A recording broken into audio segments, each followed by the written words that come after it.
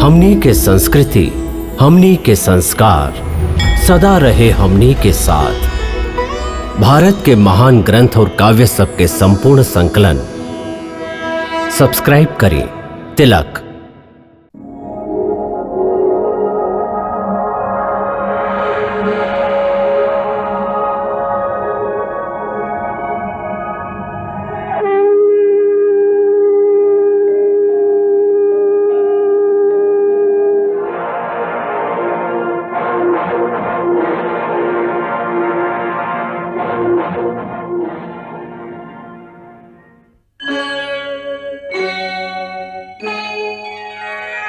कृष्णा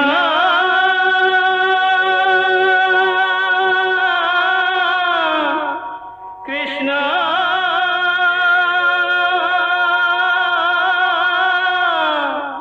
हरे कृष्णा हरे हरे।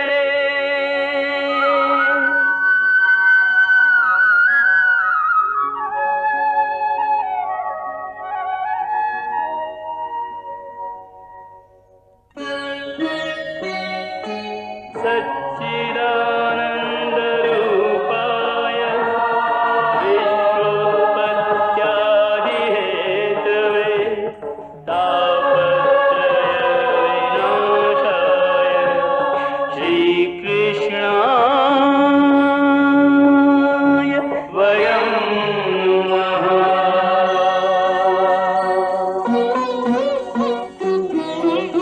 श्रीकृष्ण गोविंद हरे मुरारे, हे नाथ नारायण वासुदेव। हरे कृष्ण राधे राधे कृष्ण कृष्ण हरे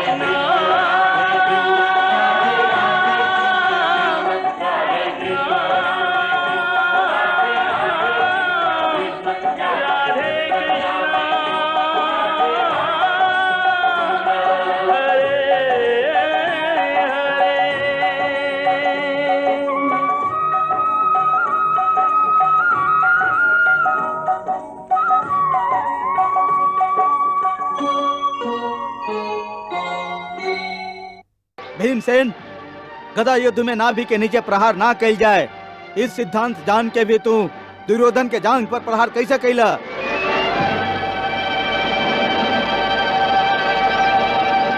ई तू हमार अपन गुरु के अपमान कैले बाड़ा, गदा विद्या के अपमान कैले बाड़ा। धिक्कार बा तोहरा पर। रुक जाई दाऊ भैया, रुक जाई। ए भीम के एकरा पाप के दंड देले बिना हम ना रुकब कन्हैया। ई अधर्म कैले बा, अन्याय कैले बा ना, एकर पाप के दंड हम एकरा अवश्य देब। दाऊ भैया,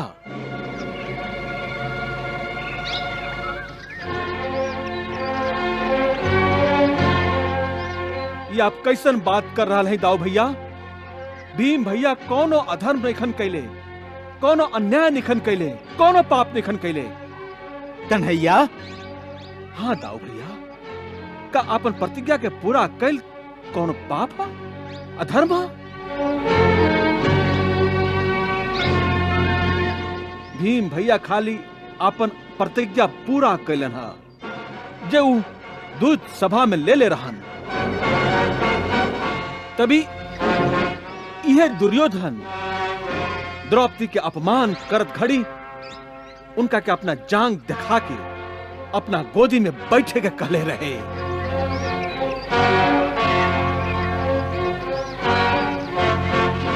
तबे भीम भैया दुर्योधन के दोनों जांग तोड़े के प्रतिज्ञा कैले रहन।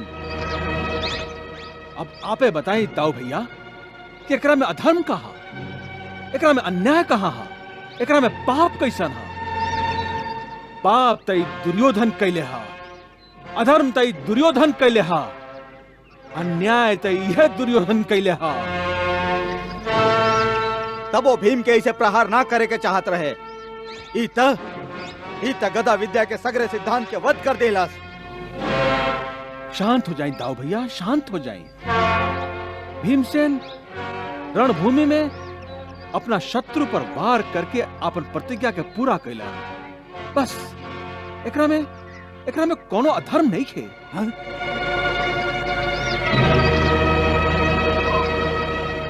हाँ दाऊ भैया, धर्म के मार्ग पर चले वाला हर एक मनुष्य हमनी के आपन है। ओकर उत्कर्ष हमनी के उत्कर्ष है, ओकर व्यथा हमनी के व्यथा है, ओकर दुख हमनी के दुख है। ऐसे दाऊ भैया अपना क्रोध पर अंकुश लगाई और अपना आप के पहचानिए कि काहे खातिर आप यह मृत्यु लोक पर अवतार ले ले हैं। एकर स्मरण करें।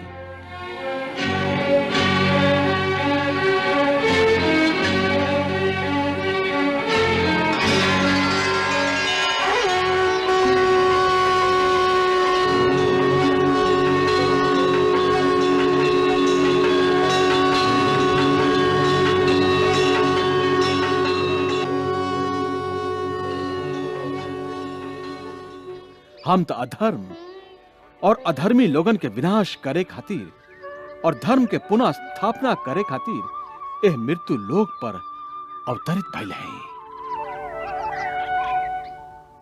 प्रभु हमरा के क्षमा कर दी प्रभु, हमरा के क्षमा कर दी। क्रोध के आवेश में आके हम आपके पहचान ना पाउली। अब हम आपसे और दूर ना रह सकी प्रभु। आप चलिए हमरा संगे द्वारिका चली प्रभु। ना दाऊ भैया, आप चलिए, हम जल्दी द्वारका पहुंचब। हाँ जी आज्ञा प्रभु।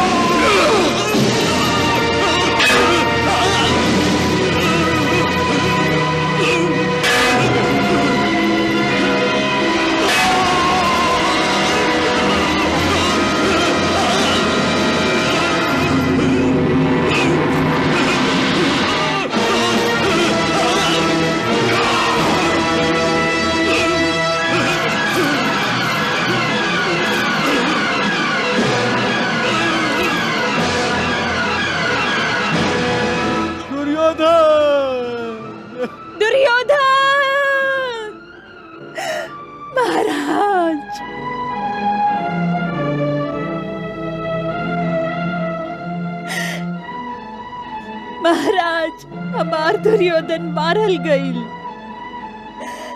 हमार लाल मारल गईल, हमार 100 बेटा के कुरुक्षेत्र के धरती निगल गईल, हमरा कोक के सून कर देलस, हमार ममता के उजाड़ देलस।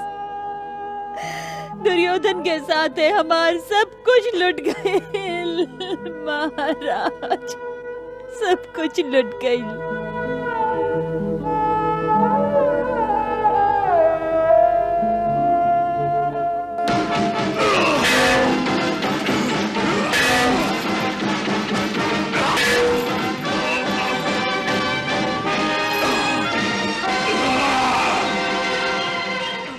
ठहरी भीम भैया, ठहरी। शायद ई मर चुकल बा। दुर्योधन अब जीवित नहीं खे।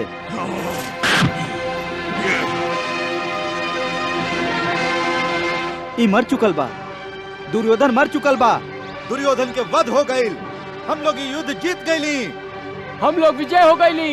दुर्योधन मर गईल, हम लोग युद्ध जीत गईली, हम लोग ये युद्ध जीत गईली, दुर्योधन मारल गईल, दुर्योधन के वध हो गईल, वध हो गईल, दुर्योधन के वध हो गईल, हम लोग जीत गईली, दुर्योधन मारल गईल।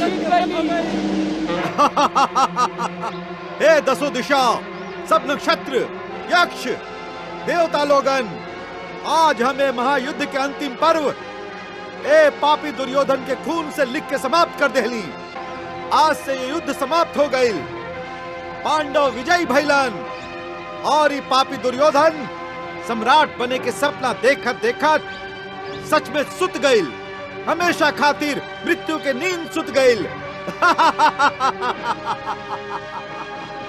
हाँ भीम भैया हाँ, बाकी हम लोग के उद्देश्य तक दुर्योधन के वध कर रहे, वो हम लोग कर देली। अब हम लोग पूर्ण रूप से विजयी हो गए। ऐसे हम लोग के दुर्योधन के शव के अनादर कैल उचित नहीं थे। अर्जुन, अभी तो हमरा आनंद में विघ्न मत डाला। ई पापी दुर्योधन सदा हमार आत्मा के पीड़ित कैले बा। ऐसे आज हमके एकर शरीर के एकर आत्मा के पीड़ित करे में बड़ा आनंद आ रहल बा।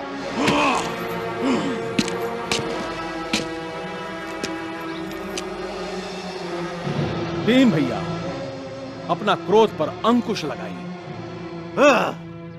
और एगो योद्धा के तरह व्यवहार करे के सीखिए। कोई योद्धा कोनो शव पर खड़ा होके ऐसे विजय उत्सव ना मनावे। हाँ, आपके अपन जीत के खुशी मनावे के बाद तो हम लोग कहीं और चल के मनावत हैं। हाँ भीम भैया,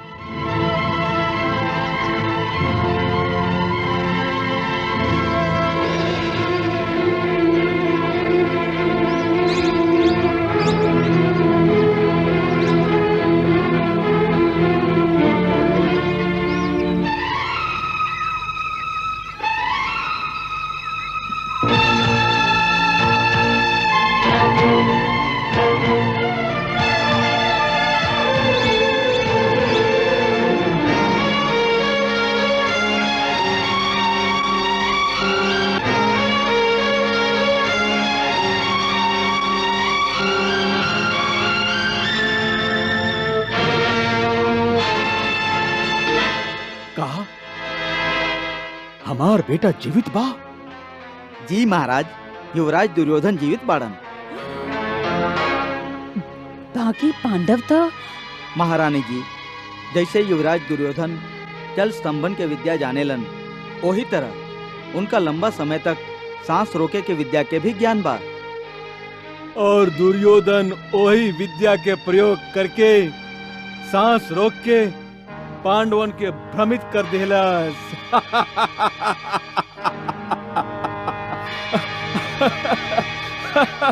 हमार बेटा बच गए गांधारी।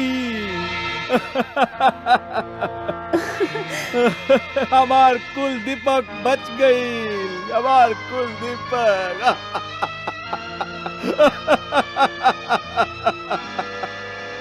सम्राट युधिष्ठिर के जय, सम्राट युधिष्ठिर के जय, सम्राट युधिष्ठिर के जय, सम्राट युधिष्ठिर के जय, सम्राट युधिष्ठिर के जय।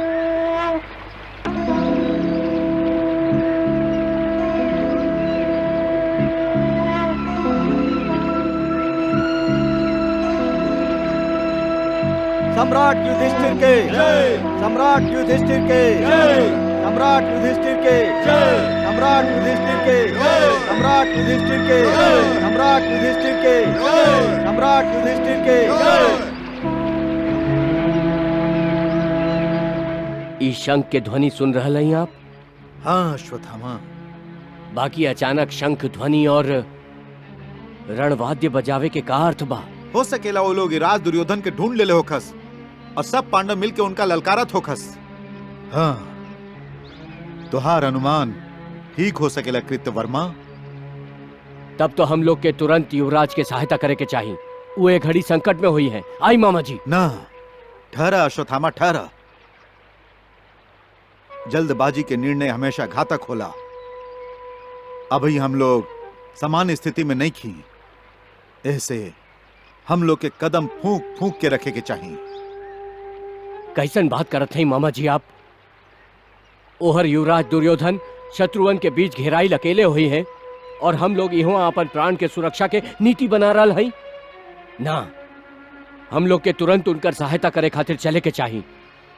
अश्वत्थामा, हो सकेला कि हमार संदेह गलत होके। हो सकेला कि शंख ध्वनि से पांडव हम लोग के भ्रमित कैल चाहत होखस। ये उनकर कोनो चाल भी हो सकेला। कि हम लोग भ्रमित होके कोनो भी तरह बाहर आ जाएं और पकड़ा जाएं? तब फिर हम लोग के कहा करे के चाहिए? प्रतीक्षा, रात होके तक प्रतीक्षा। फिर हम लोग अंधारा में सरोवर पर जाके स्थिति के समझब।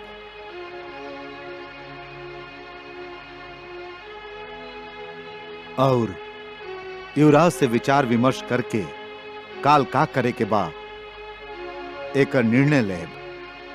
समझला? आवा चला।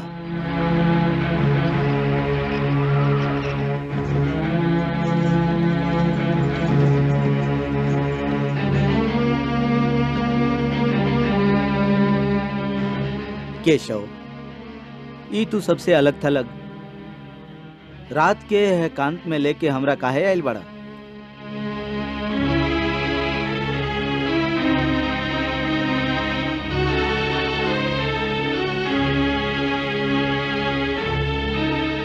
पहले नीचे उतरा, फिर बतावत है।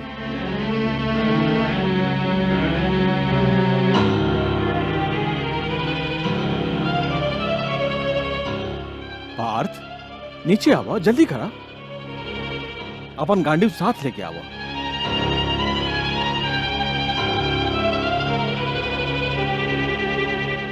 सोच कर रहा बड़ा पार्थ, अपन गांडीव और बाण के तुनीर उठावा और जल्दी नीचे आवा।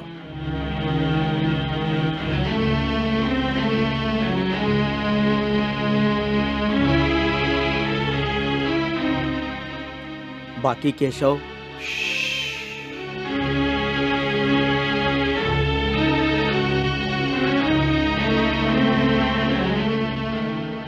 हे पवन पुत्र, अब आप भी अपन प्रत्यक्ष रूप में आ जाएं।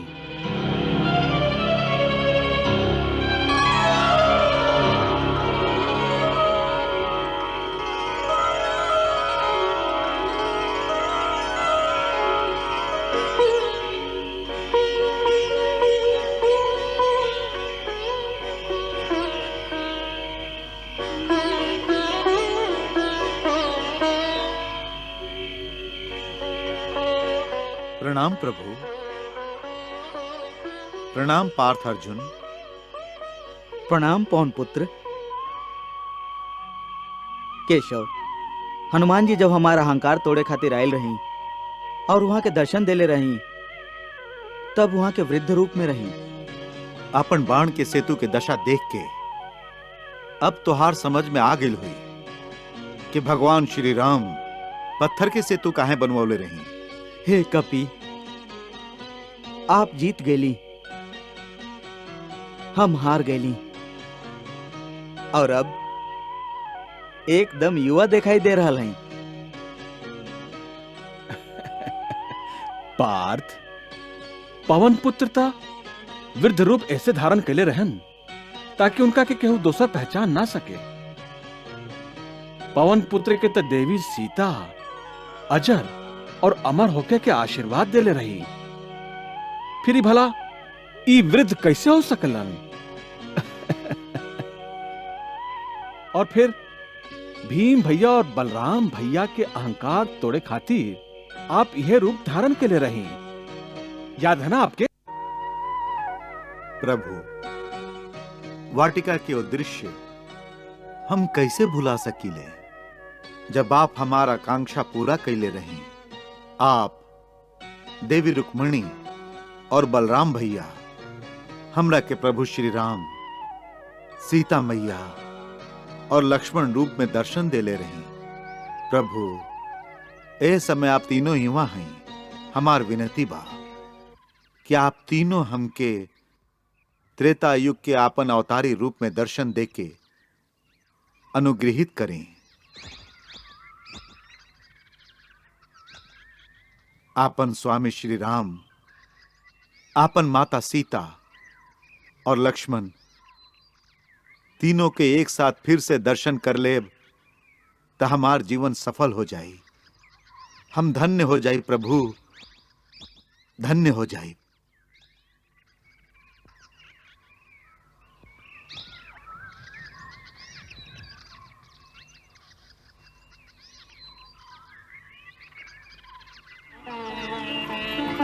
तथास्तु।